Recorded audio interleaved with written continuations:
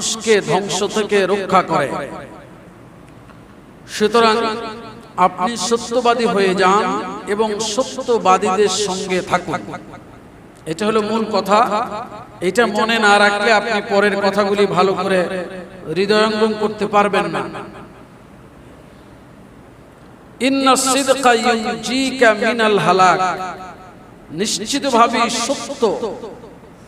সত্যবাদিতা এটা আপনাকে আমাকে ধ্বংস থেকে রক্ষা করে। সুতরাং সত্যবাদী হয়ে যান এবং সত্যবাদীদের সাথে থাকুন। সূরা তাওবার 119 নং আয়াতের মধ্যে এই কথাই আল্লাহ তাআলা বলেছেন, হে মুমিনরা তোমরা আল্লাহকে ভয় করো আর সত্যবাদীদের সঙ্গে থাকো। কেন আল্লাহ তাআলা বললেন?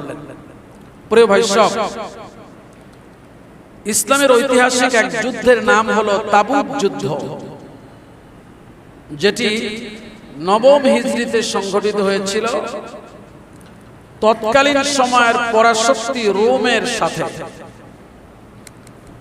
মুসলমানদের সংখ্যার সাথে তাদের সংখ্যার ব্যবধান ছিল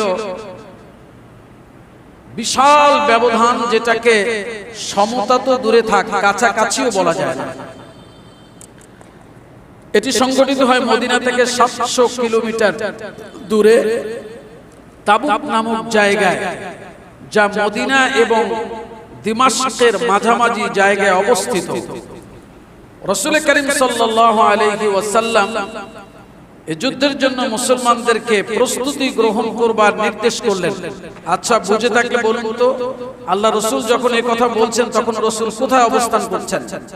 মক্কায় না মদিনায়? মাশাআল্লাহ, মদিনায়। যেহেতু নবম হিজরি বলেছি, তাহলে রাসূলের অবস্থান কোথায়? মুসলমানদের অবস্থান কোথায়? মদিনায়। আল্লাহ রাসূল সাল্লাল্লাহু আলাইহি ওয়াসাল্লাম বললেন, তোমরা তাবুক যুদ্ধের জন্য প্রস্তুতি গ্রহণ করো। সময়কালটা ছিল অত্যন্ত গরম, খেজুর পাকার মৌসুম, এবং গরমের তীব্রতা এত বেশি যে তখন একটু ছায়া পাওয়া মানে বিশাল বড় একটা প্রাপ্তি মানুষদের কাছে। কোন গাছের যদি একটু ছায়া পাওয়া যায়, কোন জায়গায় একটু ছায়া পাওয়া যায়, যারা আরব দেশে গরমের সময় গিয়েছেন তারা এটা বুঝবেন। তো আমি দীর্ঘ সময় ছিলাম, তো এই সময়কালটা যে কত মানে কঠিন গরমের, এটা এখন তো আলহামদুলিল্লাহ এরকম প্রচন্ড গরমের সময় রুমের মধ্যে ঢুকে পৌষ মাস বানায় ঘুমানো হয় এসির ঠান্ডায়, কিন্তু তখন তো এটা কল্পনাও করা যেত না। আল্লাহ রাসূল বললেন, তোমরা যুদ্ধের প্রস্তুতি গ্রহণ করো। শুনতেছেন তো আপনারা? সবাই প্রস্তুতি গ্রহণ করলো। জলিলুল কদর তিনজন সাহাবী, কাব ইবনে মালিক, হিলাল ইবনে উমাইয়া এবং মুরারা ইবনে রাবি' রাদিয়াল্লাহু আনহু ওয়ারদা, এই তিনজন সাহাবী প্রস্তুতি নিচ্ছি, এই করতে করতে একটু দেরি হয়ে যাচ্ছিল।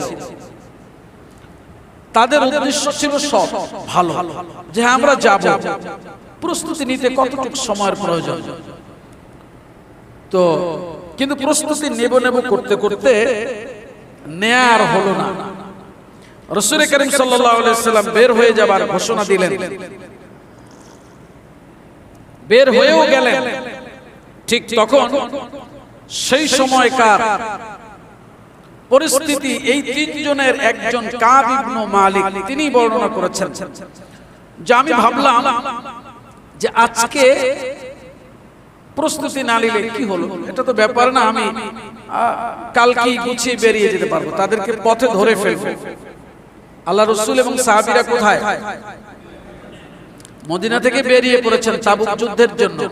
এই তিনজন সাহাবী দেরি করে ফেলেছেন, নানান এই যাব, তাদের উদ্দেশ্য অসৎ ছিল না, যুদ্ধে অংশগ্রহণ করব না এটা ছিল না, ছিল যে আমরা বেরিয়ে পড়ছি। এই তো যে কোনো ভাবে আস্তে আস্তে দেরি হয়ে গেছে, বেরোতে পারলেন না রাসূল এবং সাহাবীদের সঙ্গে। তারা ভাবলেন কালকে বেরিয়ে পথে ধরে ফেলবে। তো তো কাব ইবনে মালিক বলছেন এভাবে পরের দিন ভাবলাম এই তো হয়ে গেল, আজকে পারলাম না তো কালকে বেরিয়ে পড়ি। তো এভাবে করতে করতে 3 দিন পার হয়ে গেল। এখন ভাবলেন আমি আর তাদেরকে গিয়ে পথে পাবো না। রাসূল করিম সাল্লাল্লাহু আলাইহি ওয়াসাল্লাম তাবুকে পৌঁছে গেলেন। আল্লাহ রাসূল সাল্লাল্লাহু আলাইহি ওয়াসাল্লাম সেখানে বসে জিজ্ঞেস করলেন কাবের খবর কি, কাব ইবনে মালিক। তো একজন বললেন ইয়া রাসূলুল্লাহ সে তো আসে নাই। রাসূল করিম সাল্লাল্লাহু আলাইহি ওয়াসাল্লাম চুপ থাকলেন। এদিকে কাব ইবনে মালিক বলছেন আমি লক্ষ্য করলাম মদিনাতে কিছু মুনাফিক রয়ে গেছে যারা এই যুদ্ধে অংশগ্রহণ করে নাই, আর কিছু দুর্বল অক্ষম লোকেরা রয়েছে। আমি তো এই দুই দলের কারোরই দলের না, না আমি মুনাফিক আর না দুর্বল। তিনি খুব অস্থিরতার মধ্যে পড়ে গেলেন। ইতিমধ্যে শুনলেন আল্লাহ রাসূল মদিনায় চলে আসতেছেন কাফেলা নিয়ে। আল্লাহ রাসূল সাল্লাল্লাহু আলাইহি ওয়াসাল্লাম মদিনায় চলে আসলেন। নিয়ম অনুযায়ী তিনি মসজিদে নববীতে ঢুকলেন। সফর থেকে এসে 2 রাকাত নামাজ পড়তেন মসজিদে ঢুকে। নামাজ আদায় করে আল্লাহ রাসূল বসলেন। বসার পরে লোকেরা মদিনার মসজিদে নববীতে প্রবেশ করতে থাকলো।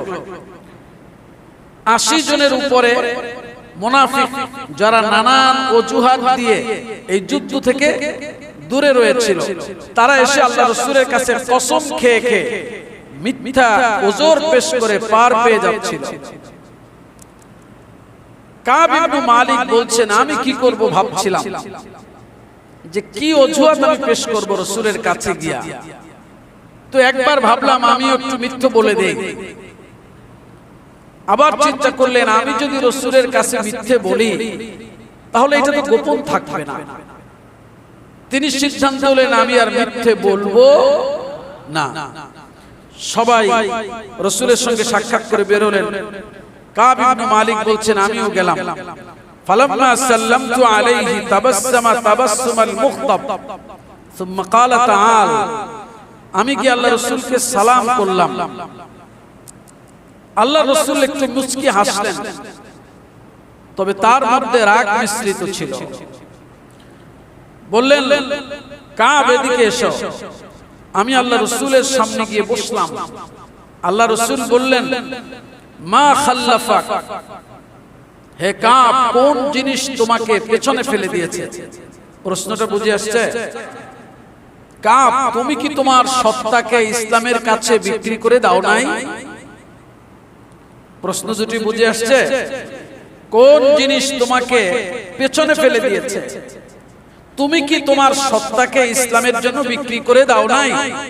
অনেকদিন আগে একটা আয়াত শুনিয়েছিলাম, আপনাদের মনে আছে কিনা আবার আজকে স্মরণ করাই দেই।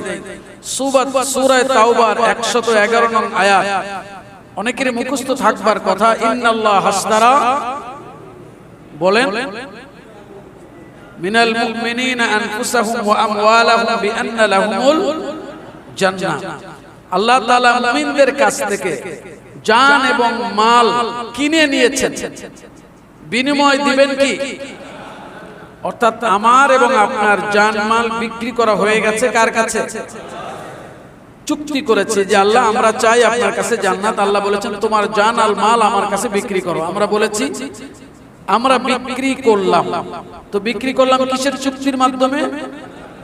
আশহাদু আল্লা ইলাহা ইল্লাল্লাহ ওয়া আশহাদু আন্না মুহাম্মাদার, এই কালিমা শাহাদাতের মাধ্যমে আমি বিক্রি করে দিয়েছি যে আল্লাহ আপনার সাথে এই চুক্তিতে আমি আবদ্ধ হয়ে গেলাম।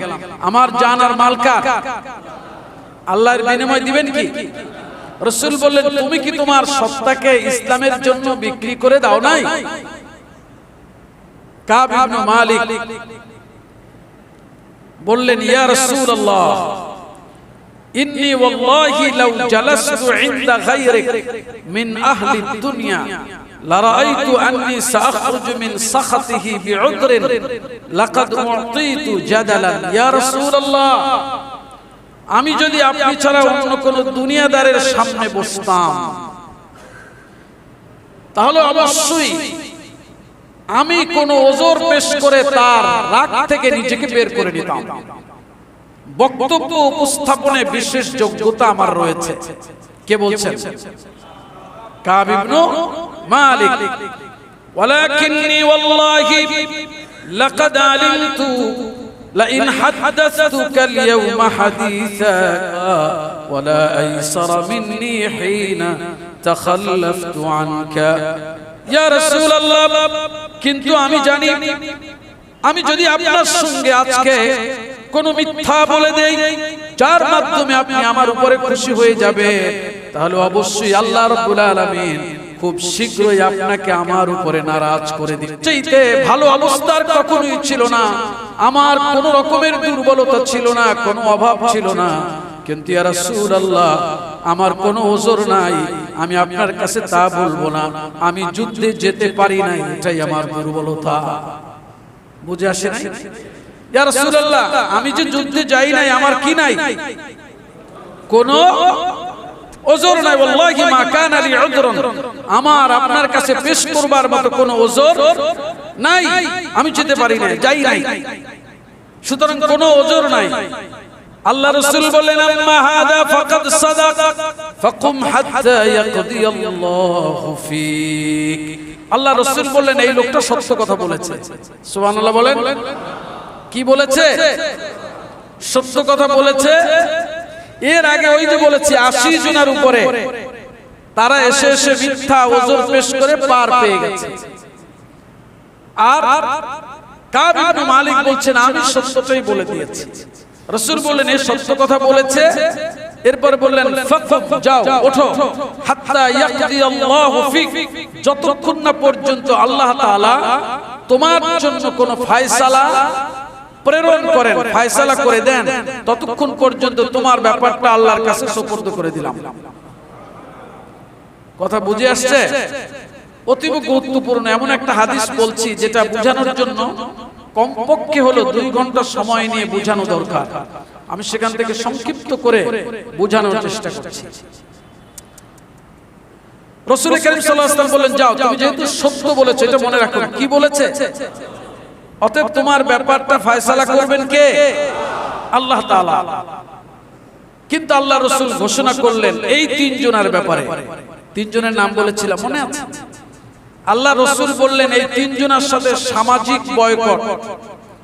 সমস্ত সাহাবীদেরকে বলে দিলেন তাদের সঙ্গে কেউ কথা বলবে না, কোনো সালাম বিনিময় হবে না, চূড়ান্তভাবে সামাজিক বয়কট, ওঠা বসা সালাম কালাম সম্পূর্ণ বন্ধ।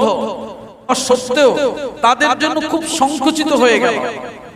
ওয়াগাকাত আলাইহিম আনফুসুহুম, এবং তাদের নিজেদের জীবন নিজেদের কাছে দুর্বিষহ হয়ে পড়ল, এবং তারা চূড়ান্তভাবে এই বিশ্বাসে পৌঁছাইল যে আল্লাহ ছাড়া তাদের আশ্রয়ের আর কোনো জায়গা নাই। কাব ইবনে মালিক বলছেন, আমার অপর 2 জন সঙ্গী তারা ঘরের ভিতরেই রইলেন, কান্নাকাটি করছেন। আমি একটু শক্তিশালী ছিলাম বলে আমি বের হতাম, মসজিদে নববীতে গিয়ে নামাজ আদায় করতাম, বাজারে যেতাম, কিন্তু কেউ আমার সঙ্গে কথা বলতো না। ব্যাপারটা এমন দাঁড়ালো যে আমি মসজিদে গিয়ে রাসূলকে সালাম দিতাম, আর তার ঠোঁটের দিকে তাকিয়ে থাকতাম, তার ঠোঁটটা আমার সালামের উত্তরে নড়ে কিনা।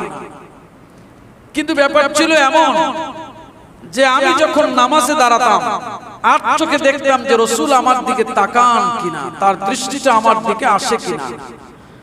কিন্তু আমি যখন নামাজে দাঁড়িয়ে যেতাম তখন রাসূল আমার দিকে তাকাতেন, যেই নামাজের সালাম ফিরাতাম আমার দিক থেকে দৃষ্টি ফিরিয়ে নিত।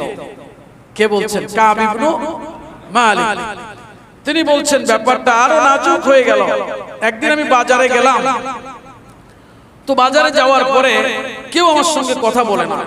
আমার কাছে মনে হলো আমি অন্য একটা দেশের মধ্যে আসছি, এটা একটা অপরিচিত জায়গা। এর মধ্যে হঠাৎ সিরিয়ার একটা লোক জিজ্ঞেস করলো, আপনি কি কাব ইবনে মালিককে চিনেন? কারে জিজ্ঞেস করছে? কাব ইবনে মালিক কি বলছে? বলছে, হ্যাঁ বলো, আমি কাব ইবনে মালিক। ওখানকার এক বাদশা আছে গাসসানি, সে একটা চিঠি দিয়েছে কাব ইবনে মালিককে। তিনি শুনেছেন এই সংবাদ। কাব ইবনে মালিক ছিলেন শীর্ষস্থানীয় একজন ব্যক্তি।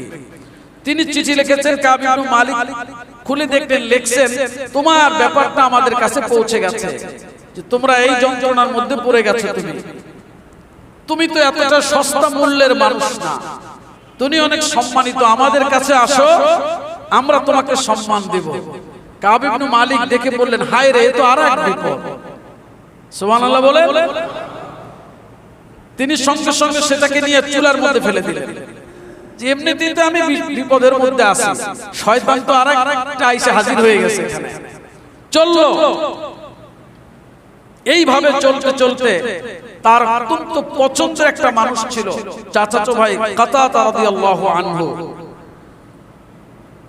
তিনি বাগানে কাজ করছিলেন, বাগানের ওয়ালের উপরে উঠে তিনি তাকে বললেন, আল্লাহর কসম করে বলছি হে কাতাদা, তুমি বলো আমি কি আল্লাহ এবং তার রাসূলকে ভালোবাসি না?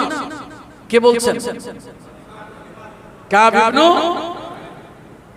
প্রথমবার কসম দিলেন, দ্বিতীয়বার আবার কসম দিলেন, কিন্তু তার সবচেয়ে কাছের মানুষটি কোনো জবাবই দিচ্ছে না, চুপ। তৃতীয়বার আবার বললেন, আল্লাহর কসম করে বলছি হে কাতাদা, তুমি বলো আমি কি আল্লাহ এবং তার রাসূলকে ভালোবাসি না?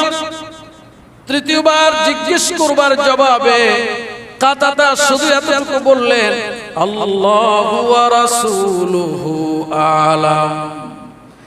তুমি আল্লাহ এবং তার রাসূলকে ভালোবাসো কিনা এই সার্টিফিকেট আমার দেওয়ার কোনো প্রয়োজন নাই, সেটা আল্লাহ এবং তার রাসূলই ভালো জানেন। তোমার সঙ্গে কথা বলা নিষিদ্ধ, এই পর্যন্তই আমার আমল। সুবহানাল্লাহ বলে।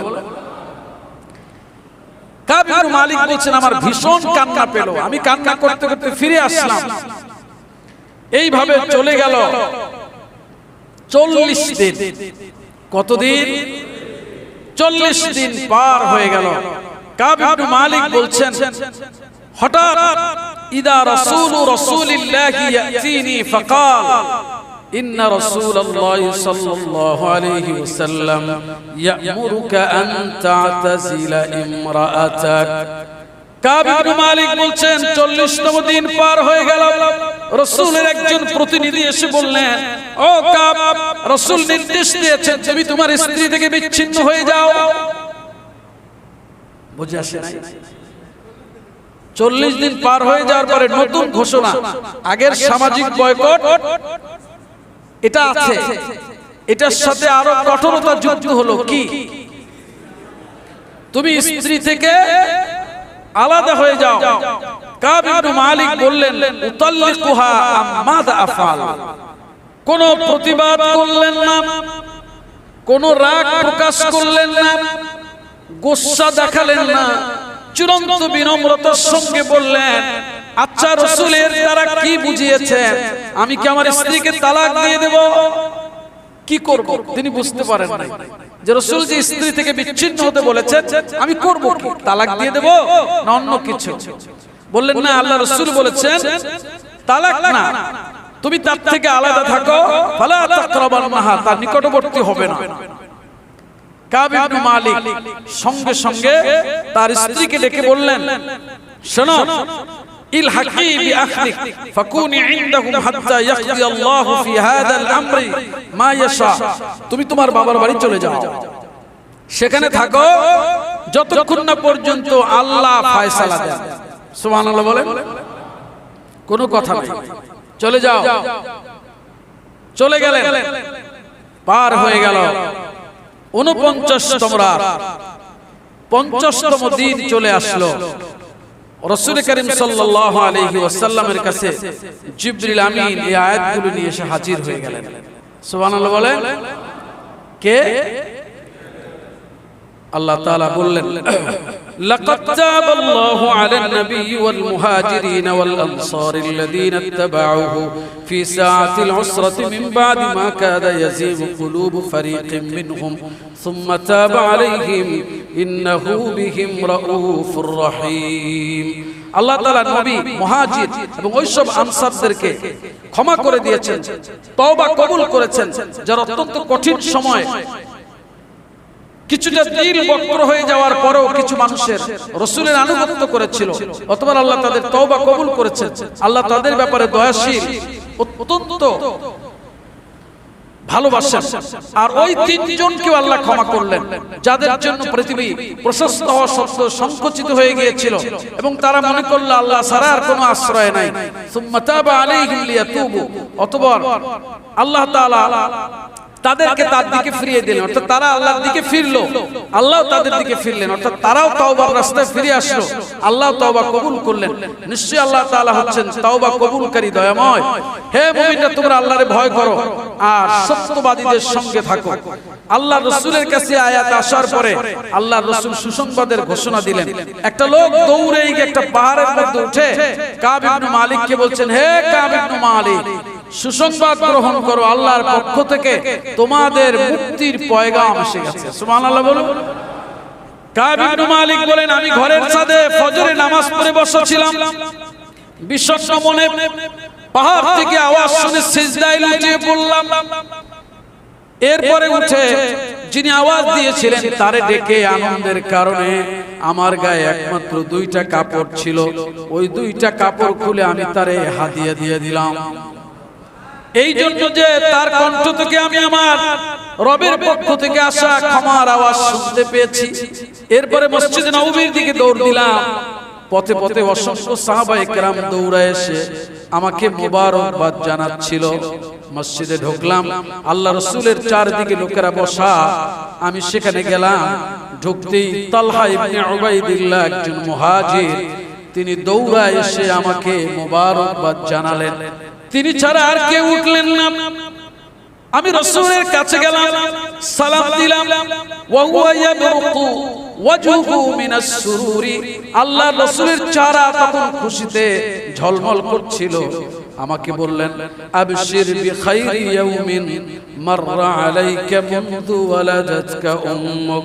আল্লাহর রাসূল বললেন, ও কাব, শোনো, তোমার মা তোমাকে যেদিন জন্ম দিয়েছেন তারপর থেকে আজ পর্যন্ত যত দিন পার হয়ে গেছে তার মধ্যে তোমার জীবনের শ্রেষ্ঠ দিনের সুসংবাদ গ্রহণ করো। তার মানে আল্লাহ তোমাদেরকে ক্ষমা করে দিয়েছেন। কাব বলেন, আমি রাসূলকে জিজ্ঞেস করলাম, আমিন ইনদিকা ইয়া রাসূলুল্লাহ আমিন ইনদিল্লাহ ইয়া রাসূলুল্লাহ, এই ক্ষমা আপনার পক্ষ থেকে না আল্লাহর পক্ষ থেকে? সুবহানাল্লাহ বলুন। ইয়া রাসূলুল্লাহ, এটাকে আপনি maaf করলেন না আল্লাহ maaf করেছেন? জবাবে রাসূল বললেন, লা আমিনা বাল মিন ইনদিল্লাহ, বরং এগুলি সব বলা সম্ভব না, দু চারটা শুধু বলছি। দেখুন, এই যে পুরো ঘটনাটা শোনালাম, এখানে আমাদের জন্য অসংখ্য হেদায়েত নিহিত। একদিকে একজন মুমিন আর একদিকে মুনাফিক দলের লোকেরা। একজন মুমিন এসে সত্য বলছেন, আর একদিকে মুনাফিকরা অজুহাত পেশ করে বেরিয়ে যাচ্ছেন। রাসূল তাদের বাহ্যিক অজুহাত গ্রহণ করছেন, তাদের জন্য ক্ষমা চাচ্ছেন, কিছুই বলছেন না, কারণ তারা তো মুনাফিক, তাদের কাছ থেকে সত্য বলার আশাই তো কখনো করা হয় না। আর মুমিন ব্যক্তি তিনি এখানে এসে সত্য বলছেন, তার ঈমানের ব্যাপারে কোনো সন্দেহ পোষণ করা হচ্ছে না, কিন্তু তার উপরে কঠোর শাস্তি আরোপ করা হচ্ছে। কথা বুঝে আসছে প্রিয় ভাই সব? আবার দেখেন, ইসলাম যে সমাজ বিনির্মাণ করে, আল্লাহ রাসূল যে সমাজ উপহার দিয়েছিলেন, সেখানের চিত্রটা কেমন? একজন নেতা তিনি শাস্তি দিচ্ছেন, অনুসারী শাস্তিকে মাথা পেতে নিচ্ছেন, অপর দিক থেকে দলের সবাই সেই শাস্তি কার্যকর করবার জন্য সাথে সাথে আনুগত্য পোষণ করছেন। কিন্তু মজার ব্যাপার, এখানে নেতা যখন শাস্তির বিধান শোনান তখন ঘৃণা প্রকাশ করেন না। ওই যে রাসূল বলেছেন, মনে আছে, যাও সত্য বলেছো, আল্লাহ ফয়সালা করবেন, বয়কট, কিন্তু কোনো ঘৃণা অসন্তোষ প্রকাশ করছেন না, শাস্তি দিচ্ছেন। অপর দিক থেকে অনুসারী তিনি কোন রকমের রাগ, গোসা, কোন অভিযোগ, কোন মন মালিনতা, কোন রকমের আত্মম্ভরিতা, জাহিলাতের অহংকার কিছুই প্রকাশ করছেন না। তিনি চলে যাচ্ছেন পূর্ণ আনুগত্য নিয়ে। আর অন্য সব দলের লোকেরা, মানে সমস্ত লোকেরা ইসলামী সমাজের, তারা আল্লাহর রাসূলের বলার সাথে সাথে এই বয়কটকে এমন ভাবে কার্যকর করছেন যে সব থেকে কাছের যে মানুষটি, তার কাছে গিয়ে যখন তিনি বলছেন, আমি কি আল্লাহ এবং তার রাসূলকে ভালোবাসি না, তিনি পরিষ্কার বলে দিচ্ছেন, এটা আমার সনদ দেওয়ার কাজ না, এটা দিবেন কে? আল্লাহর এবং তার রাসূল দেবেন। আবার দেখুন এই পুরো দলের মানুষগুলি কোনো গীবত শিকায়ত করছেন না, তার বিরুদ্ধে কোনো ঘৃণা প্রকাশ করছেন না। সবার কলিজা ফেটে যাচ্ছে যে আমাদের এক ভাই ভুল করেছে, যদি ফিরে আসে আল্লাহ কখন ক্ষমা করবে, এজন্য তারা অপেক্ষায় আছে। যেই ক্ষমার কথা শুনলেন অমনি সবাই দৌড়াই গিয়া তাকে মোবারকবাদ দিচ্ছেন, কেমন যেন অপেক্ষায় ছিল আমাদের এই ভাই যেন আবার ফিরে আসে, আল্লাহ যেন ক্ষমা করে দেন। সুবহানাল্লাহ বলেন। এটা ইসলামী সমাজের চিত্র। ভুল করার সঙ্গে সঙ্গে সে তার ভুলকে স্বীকার করবে। যে কোনো শাস্তি দিলে কোন রকমের বক্র মনোভাবের প্রকাশ ঘটাবেন না, কারণ এখানে সুযোগ নেই। তিনি বলবেন সামি'না ওয়া আতানা, শুনলাম এবং আনুগত্য করলাম। ব্যাপারটা প্রকাশ্য জায়গার পরে গোপনেও দেখুন তার সাথে এই বয়কটকে কেউ ভেঙে ফেলছেন না। সর্বশেষ সবচেয়ে নিকটবর্তী মানুষ স্ত্রী থেকে যখন আলাদা করে দেওয়া হয় তখন কোনো ফোন দিয়ে আটছেন না, পরিষ্কার বলে দিচ্ছেন রাসূল কি বলেছেন তালাক, তাহলে তালাক দিয়ে দেব। আর রাসূল কি বলেছেন অন্য কিছু, যখন শুনেছেন বিচ্ছিন্ন তখন স্ত্রীকে বলে দিচ্ছেন তুমি বাবার বাড়ি চলে যাও, সেখানে থাকো আল্লাহর ফয়সালা না হওয়া পর্যন্ত। সুবহানাল্লাহ বলেন। সুতরাং প্রিয় মুমিন ভাইরা, আমাদেরকে কোরআনের এই আয়াতগুলি শিক্ষা দিচ্ছে আল্লাহর হুকুম মুমিনকে কোনোভাবে সত্যের ব্যাপারে কোনো শিথিলতা প্রদর্শন করা যাবে না। আর সব থেকে বড় গুরুত্বপূর্ণ বিষয়, ইসলাম এবং কুফরের সংঘাত যখন হয়ে যায় তখন কোন মুমিন তাল বাহানা করতে পারবে। একজন উচ্চ স্তরের মুমিন যদি হয় তবু এই ভুলের কারণে তাকে শাস্তি পাইতেই হবে। কথা বুঝে আসছে? কাব ইবনে মালিক সহ এই তিনজন জলিলুল কদর সাহাবী রাদিয়াল্লাহু তাআলা আলাইহিম আজমাইন, এরা অনেক উঁচু স্তরের হওয়া সত্ত্বেও যখন কুফর আর ইসলামের সংঘাত প্রশ্ন দেখা দিল তখন তাদের এই শিথিলতাকে ইসলাম শিথিলতা হিসেবে গ্রহণ করে নাই। সাথে সাথে তাদেরকে শাস্তির মুখোমুখি করে এই বার্তা দেওয়া হয়েছে যে এই পৃথিবীর ইসলামের মাটিকে উর্বর করবার জন্য একমাত্র মানুষ যারা আছে তারা তোমরাই যদি ভুল করে বসো তাহলে ইসলামের উর্বরতা আর কোন জায়গা থেকে আসবে? সুতরাং তোমাদেরকে অবশ্যই সতর্ক থাকতে হবে। প্রিয় মুমিন ভাইরা, বক্তব্য শেষ। এত সময় পর্যন্ত যা আলোচনা করলাম এর মূল বক্তব্য, ইয়া আইয়ুহাল্লাযীনা আমানুত্তাকুল্লাহ, হে মুমিনরা তোমরা ভয় করো। কাকে? গোপনে না প্রকাশ্যে? গোপনে না প্রকাশ্যে? প্রকাশ্যে। কেউ প্রকাশ্যে বলছেন, কেউ গোপনে বলছেন। গোপনে না প্রকাশ্যে? কিন্তু রাতের অন্ধকারে রূপ বন্ধ করে মোবাইলের স্ক্রিনের মধ্যে আল্লাহরে ভয় করতে হবে।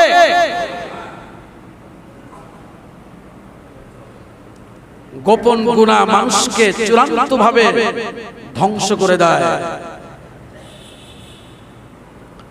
আর যদি কোনো শত্রুর সাথে আপনার মুখোমুখি হতে হয় তাহলে সেই শত্রুর সঙ্গে এই মুখোমুখির অবস্থায় নিশ্চয়ই আমরা মিথ্যা বলে দেব। কি বলবো? যদি দেখা যায় যে আমাদের জীবন নাশ হয়ে যাবে, কি বলবো? সত্য বলবো। এটাই আল্লাহ বলছেন ওয়াকুনু মা'আস সাদিকিন, তুমি সত্যবাদীদের সঙ্গে থাকো। সুবহানাল্লাহ বলেন। লাভ কি? তুমি যদি সত্যবাদী হয়ে থাকো তাহলে আল্লাহর পক্ষ থেকে তোমার জন্য মুক্তির ব্যবস্থা করে দেওয়া হবে। আল্লাহ আমাদেরকে সত্যটা বুঝবার এবং আমল করার তৌফিক দান করুন। ওয়া আখিরু দাওয়ানা আনিল হামদুলিল্লাহি রাব্বিল আলামিন।